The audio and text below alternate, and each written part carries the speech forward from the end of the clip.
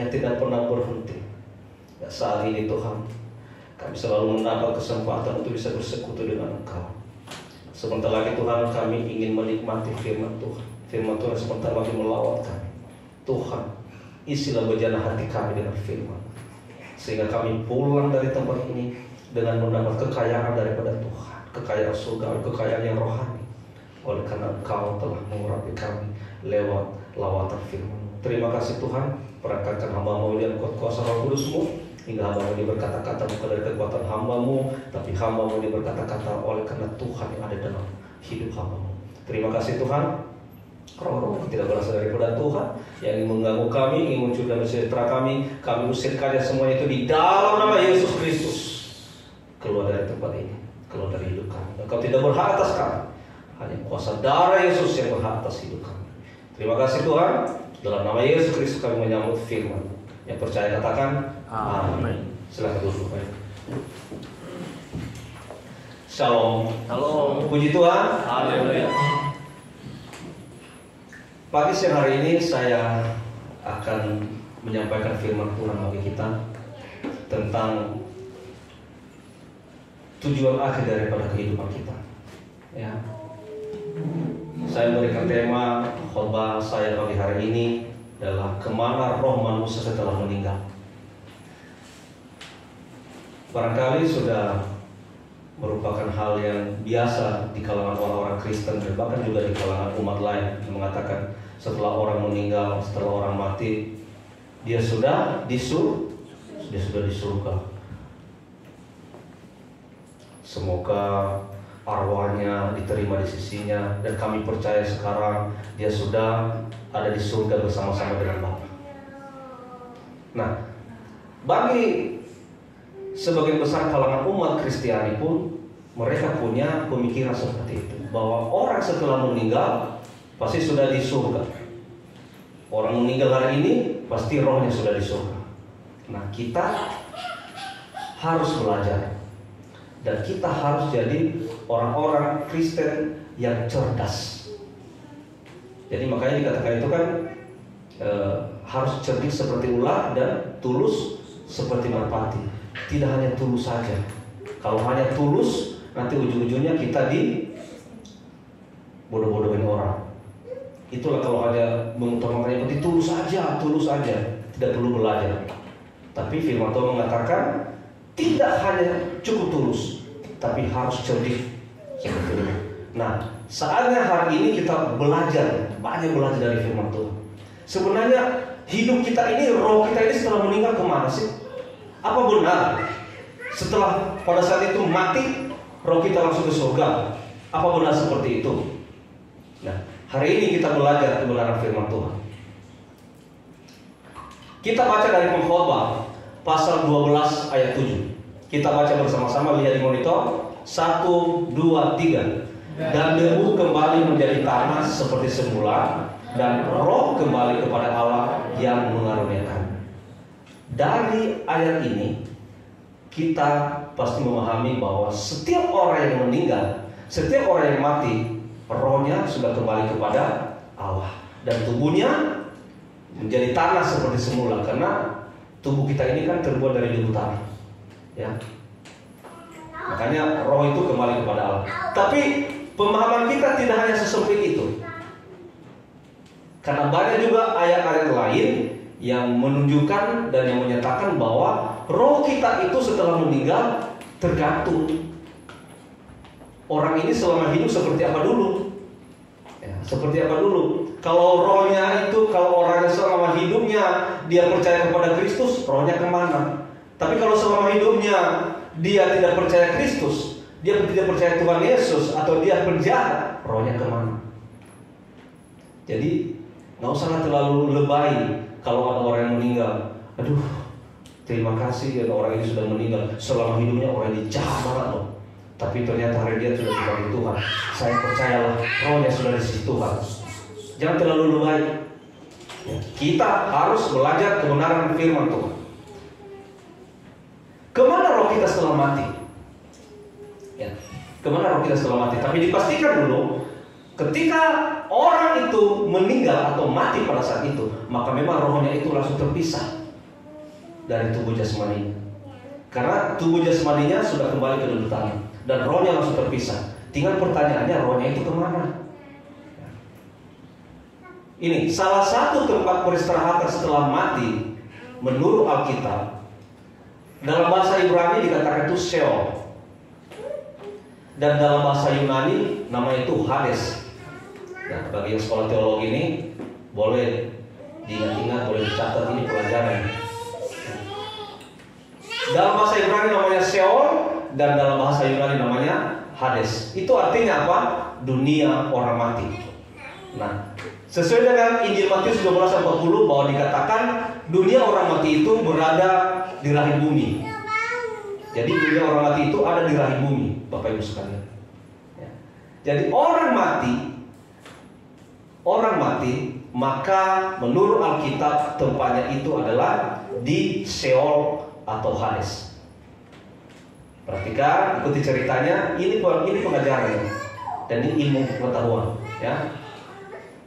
Sheol atau Hades adalah dunia orang mati, alam baka, yaitu tempat sementara di mana jiwa-jiwa menanti kebangkitan dan penghakiman terakhir. Jadi ternyata Bapak Ibu, setelah orang mati, setelah orang meninggal, tidak semata-mata rohnya itu langsung masuk surga. Terlalu lebay pemikiran seperti itu. Jadi kalau pemahamannya seperti itu, manusia ini terlalu enak, berbuat jahat aja. Yang penting nanti setelah kamu mati, mau mati, sebutkan aja nama Yesus. Aku percaya kepada Yesus, nanti kamu masuk surga. Tidak sesempit itu, dan tidak sesepele itu. Ya, ingat, Sheol atau Hades itulah tempat orang mati setelah dia mati. Ya, itu namanya dunia orang mati. Alam baka, tempat sementara di mana disitulah jiwa-jiwa menanti kebangkitan dan penghakiman terakhir. Jadi kalau dibilang pas orang mati langsung masuk surga, berarti sekarang surga penuh dengan orang-orang yang sudah mati dong. Sekarang surga penuh dengan roh-roh orang yang sudah mati dong kalau begitu. Enggak. Semua yang telah mati mereka sekarang lagi di Hades, lagi di Sheol. Mereka sedang menanti, ya, pengangkatan bagi yang percaya Kristus dan sedang menanti penghakiman bagi yang tidak percaya Kristus. Ya. Biar semua jemaat di sini nanti kita menanti di tempat pengangkatan. Amin. Amin. Makanya jangan malas-malasan ibadah. Ya. Kalau sudah sampai di situ nanti nggak ada lagi pengampunan, nggak ada lagi. Kalau misalnya kita sudah ditaruh di tempat penghakiman terakhir, aduh Tuhan, bisa nggak saya pindah ke sana ya, ke tempat yang satunya? Biar nanti saya dibangkitkan, biar saya diangkat. Tidak. Ya. Ingat, Sheol, dunia orang mati atau alam baka. Ini dia. Kalau bicara Sheol itu dalam perjanjian lama, itu muncul sebanyak 59 kali. Dan dalam perjanjian baru hanya muncul sebanyak 10 kali, namanya Hades. Jadi tidak dijumpai dalam Injil Yohanes, surat-surat Paulus, surat Ibrani atau surat-surat umum. Kemunculan kata Sheol atau Hades itu langsung dari mulut Tuhan Yesus sendiri. Jadi ketika Tuhan Yesus mengatakan itu alam maut, dunia orang mati, itu artinya Sheol atau Hades. Yesus mengatakan begini di Matius pasal 11 ayat 23, dia katakan, dan engkau Kapernaum, apakah engkau akan dinaikkan sampai ke langit? Tidak. Engkau akan diturunkan sampai ke dunia orang mati. Dunia orang mati artinya Sheol atau Hades. Ini perkataan Tuhan Yesus ketika di Kapernaum. Kenapa? Karena sebenarnya daerah Kapernaum adalah daerah yang sering dikunjungi oleh Tuhan Yesus. Dan bahkan Tuhan Yesus lama tinggal di sini untuk memberitakan Injil. Dia lama tinggal di sini untuk mengadakan mukjizat-mukjizat. Tapi orang-orang di Kapernaum tidak bertobat. Mereka tetap keras kepala, tegar teguk. Makanya Tuhan Yesus marah. Dia mengatakan, dan engkau Kapernaum, apakah engkau dinaikkan sampai ke langit? Kata Tuhan Yesus, tidak. Engkau akan diturunkan sampai ke dunia orang mati. Tuhan Yesus begitu murka melihat orang-orang di Kapernaum. Di Matius pasal 12 ayat 18, dia juga katakan begini, dan aku pun berkata kepadamu, engkau adalah Petrus, Petrus, dan di atas batu karang ini aku akan mendirikan jemaatku, dan Allah maut tidak akan menguasai. Inilah merupakan apresiasi Tuhan Yesus kepada Petrus. Petrus yang selalu menghargai Tuhan Yesus, yang selalu taat kepada Yesus. Akhirnya dia memberikan suatu apresiasi. Dia mengatakan apa? Engkau adalah Petrus, dan di atas batu karang ini aku akan mendirikan jemaatku, dan Allah maut tidak akan menguasainya. Begitu Tuhan Yesus membela dan melindungi Petrus, Allah maut pun tidak akan bisa menguasainya. Nah, di sini aja Tuhan Yesus sudah 2 kali mengatakan Hades atau Sheol.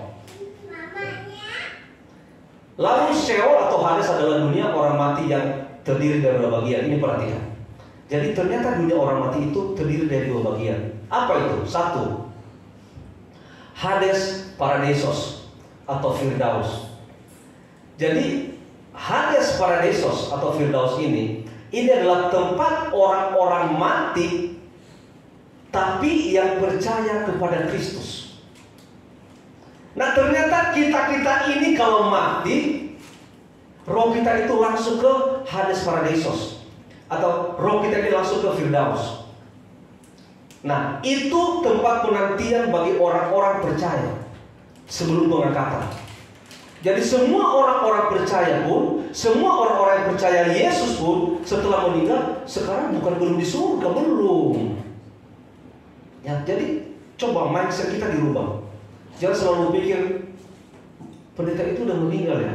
Iya, seminggu yang lalu. Dia sekarang sudah di surga bersama-sama dengan Bapa. Masih di Firdaus Bapak Ibu, kalau dia orang yang percaya Kristus ya. Itu yang pertama, Hades Paradisos. Yang kedua adalah Hades Basanos. Apa itu Hades Basanos? Itu tempat orang-orang mati yang tidak percaya kepada Kristus, atau orang-orang terhilang. Itu ada di Lukas pasal 16 ayat 23. Jadi bagi mereka yang tidak percaya Kristus, setelah mati, setelah meninggal, tempatnya tidak sama dengan orang-orang mati yang percaya Kristus.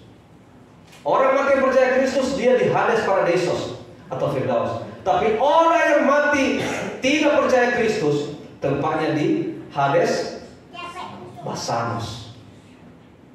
Ternyata rohnya itu udah dipisah setelah mati.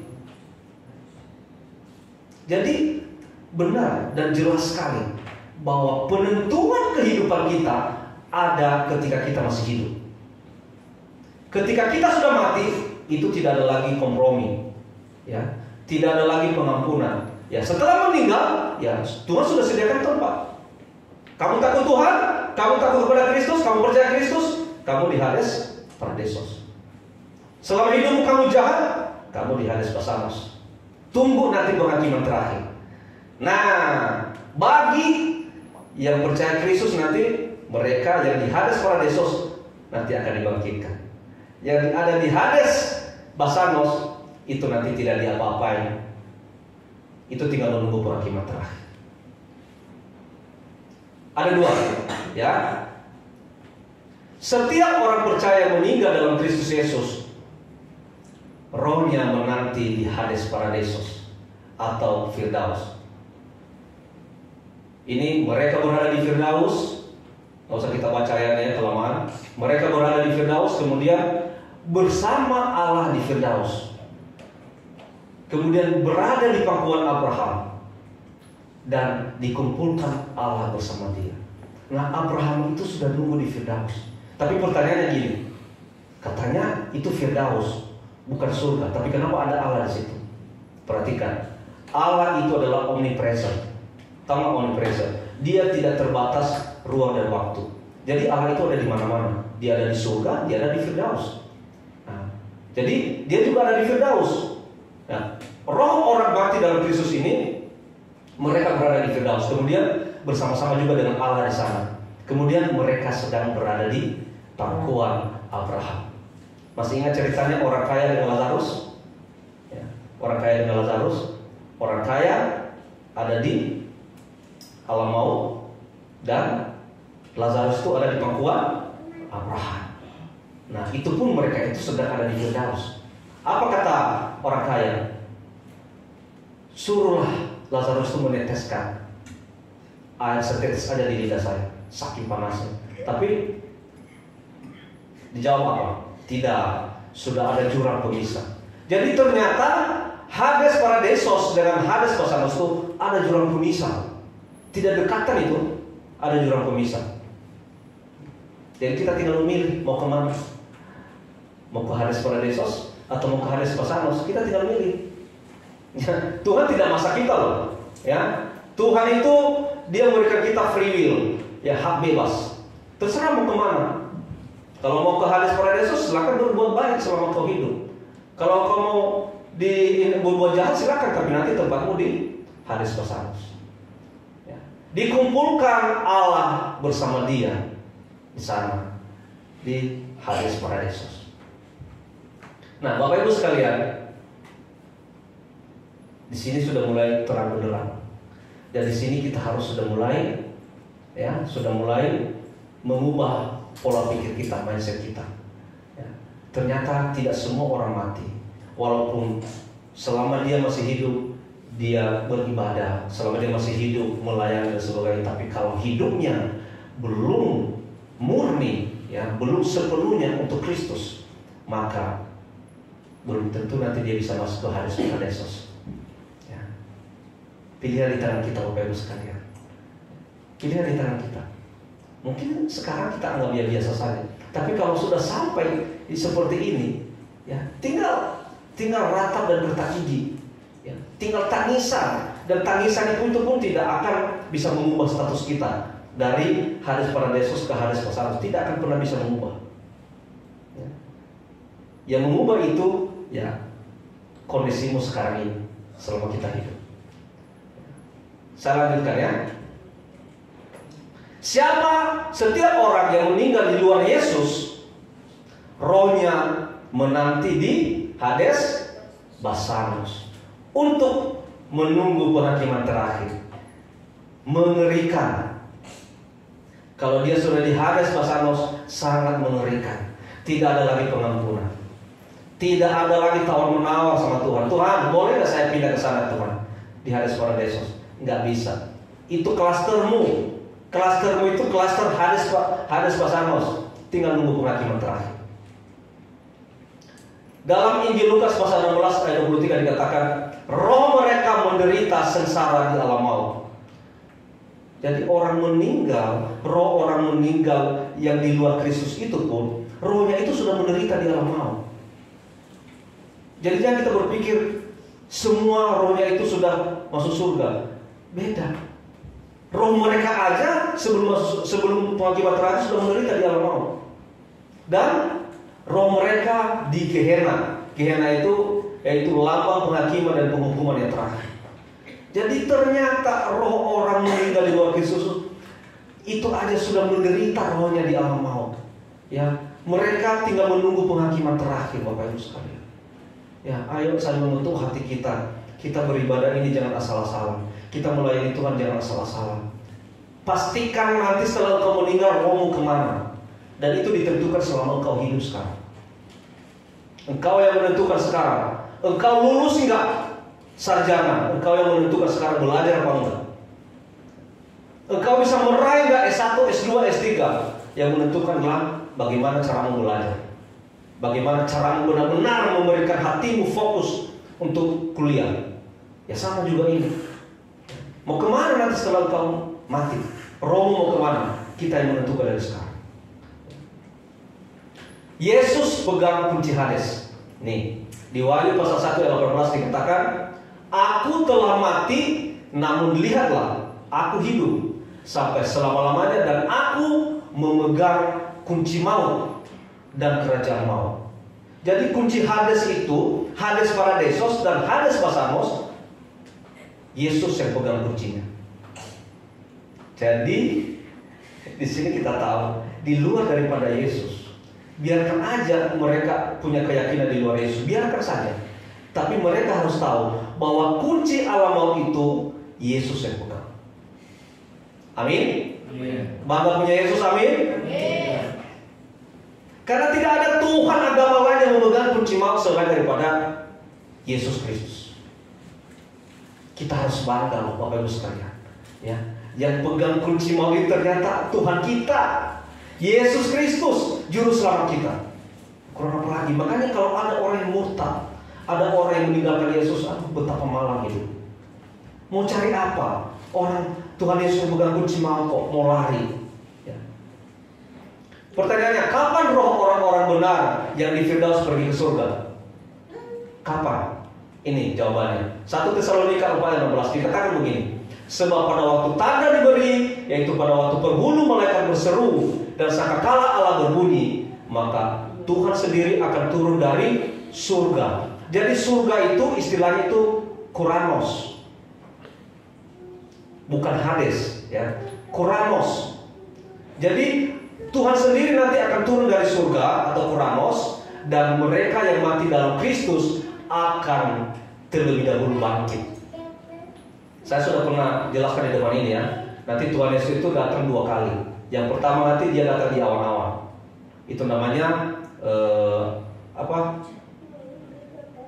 parusia. Itu namanya parusia.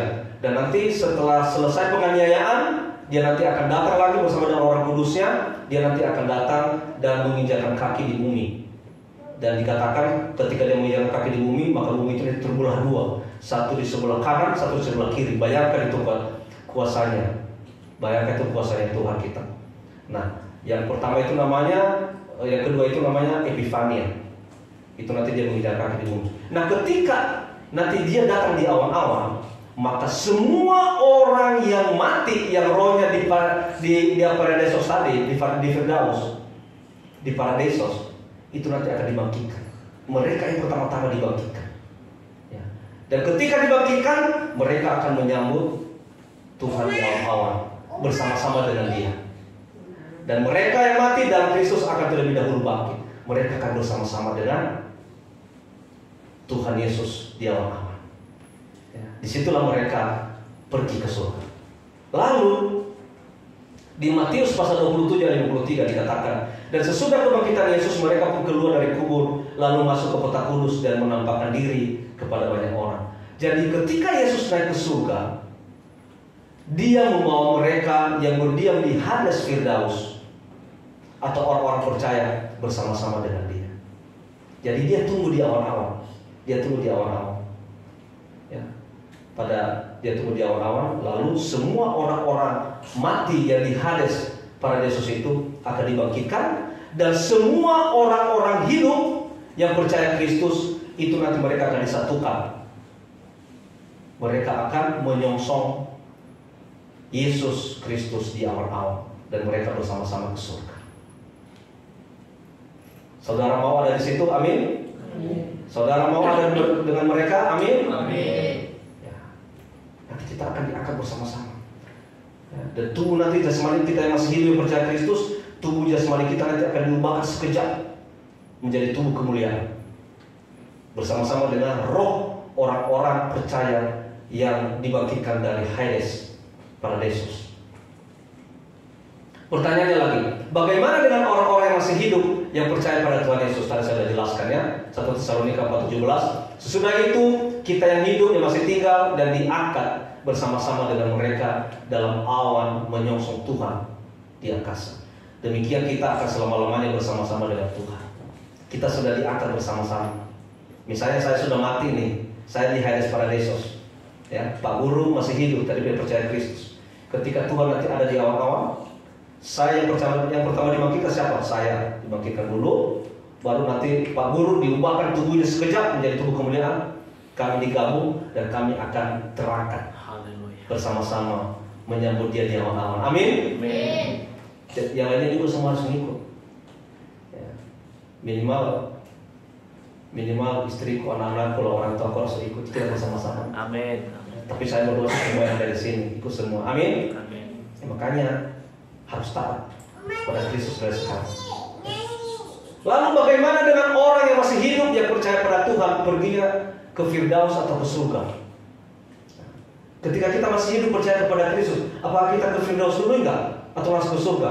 Jawabannya saya jawab aja, langsung ke surga. Ini ayatnya. Sebab nafiri akan berbunyi dan orang-orang mati akan dibangkitkan dalam keadaan yang tidak dapat binasa, dan kita semua akan diubah. Kita yang masih hidup, yang percaya Kristus, ketika nanti bunyi nafiri itu berbunyi, maka tubuh jasmani kita diubahkan sekejap menjadi tubuh kemuliaan. Amin. Amin. Amin. Ya. Jadi tubuhnya diubahkan seketika dengan tubuh kemuliaan. Diangkat bersama-sama dengan orang percaya yang telah mati, bertemu dengan Tuhan Yesus di awan-awan untuk hidup bersama-sama Tuhan di surga selamanya. Jadi kita yang masih hidup, yang percaya Kristus, tidak harus ke Firdaus lagi, kita langsung ke surga. Ya, di surga itu katanya enak sekali. Kalau kita baca cerita yang kita enak, di sana lagi tidak ada penyakit, di sana tidak ada lagi lapar, haus, enak. Tugas kita, kerjaan kita hanya bernyanyi bersama-sama dengan Tuhan, yang memuji Tuhan, menyembah Tuhan. Sementara mereka nanti yang di neraka, ya neraka itu kerjaan mereka hanya berteriak, mengeluh, kesakitan, panas, minta tolong, gak ada yang bisa menolong. Ya, jadi ini bukan aku nakutin, tapi memang ini firman Tuhan mengatakan seperti itu. Bagaimana dengan roh orang mati yang tidak percaya Kristus di Hades Pasanos? Sekarang kita bicara Hades Pasanos. Roh orang-orang mati di Hades Pasanos yang tidak percaya kepada Kristus tetap tidak berubah. Semua orang mati yang tidak percaya masuk Hades Pasanos untuk menantikan penghakiman terakhir. Tidak bisa berubah. Statusnya tidak bisa berubah lagi. Dia juga tidak bisa pindah klaster lagi. Memang itu tempatnya. Tinggal menunggu penghakiman terakhir. Nah, jadi Bapak Ibu sekalian, Hades Pasanos menyerahkan orang-orang mati di dalamnya untuk dihakimi. Ini ada di Wahyu pasal 20 ayat 13. Dikatakan begini, maka laut menyerahkan orang-orang mati yang ada di dalamnya, dan maut dan kerajaan maut menyerahkan orang-orang mati yang ada di dalamnya, dan mereka dihakimi masing-masing menurut perbuatannya. Jadi tidak ada lagi pengampunan bagi mereka yang ada di Hades Pasanos. Mereka diserahkan untuk dihakimi. Hades Pasanos akan dicampakkan ke dalam lautan api. Wahyu 20:14 dikatakan, lalu maut dan kerajaan maut dilemparkanlah ke dalam lautan api. Itulah kematian yang kedua, lautan api. Saudara sekalian, konklusinya, kesimpulannya, roh orang yang meninggal, baik orang benar maupun orang jahat, tubuhnya pasti sama-sama masuk ke dalam dunia orang mati, atau Sheol atau Hades. Jadi semua yang meninggal, baik orang percaya maupun orang tidak percaya, tubuhnya tetap sama-sama masuk ke dalam Hades atau dunia orang mati. Nah, roh orang yang meninggal di dalam Yesus Kristus berada di pangkuan Abraham di Hades Paradisos atau Firdaus, dan di mana Abraham dan umatnya bersama-sama dikumpulkan di hadapan Allah di dalam Yesus Kristus. Benar, memang nanti orang-orang percaya yang mati itu rohnya sudah di pangkuan Abraham, tapi bukan di surga. Itu masih di Hades Paradisos atau di Firdaus. Ketiga, roh orang-orang fasik yang di luar Yesus, mereka berada di Hades Pasanos. Di sana roh mereka akan mengalami kesengsaraan di alam maut sampai menunggu penghakiman terakhir. Ya. Jadi kalau ada orang jahat, dia orang Kristen tapi jahat selama hidupnya, ketika dia meninggal, jangan terburu-buru mengatakan dia sudah masuk surga. Tinggal kita mendoakan, katakan saja, Tuhan, bila kehendakmu yang jahat. Karena kita tidak bisa mengatur Tuhan. Tuhan sudah mengatur. Waktu hidup kamu jahat, sekarang kamu mati. Ya, ini tempatmu. Saya sudah tetapkan tempatmu di sini. Kita nggak bisa mengatur itu. Itu hak otoritasnya Tuhan. Jadi Bapak Ibu sekalian, ini firman Tuhan yang boleh sampaikan hari ini. Sekarang kita sudah mulai memahami bahwa setelah meninggal itu kemana roh kita sebenarnya. Ya. Kalau rohmu mau ke Hades Paradisos atau ke Firdaus, ayo.